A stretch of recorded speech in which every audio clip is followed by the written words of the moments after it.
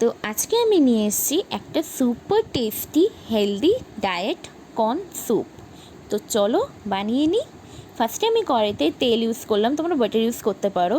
তার মধ্যে একে একে আদা, রসুন, লঙ্কা, পেঁয়াজ, কুচনো গাজর দিয়ে একটু এটাকে নাড়িয়ে নিয়ে এর মধ্যে সেদ্ধ করা কর্নটাকে দিয়ে দিলাম।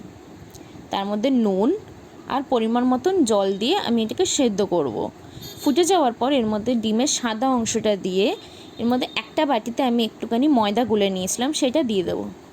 দিয়ে এবার ওপর থেকে গোলমরিচ গুঁড়ো আর ধনেপাতা দিয়ে নামিয়ে নেব।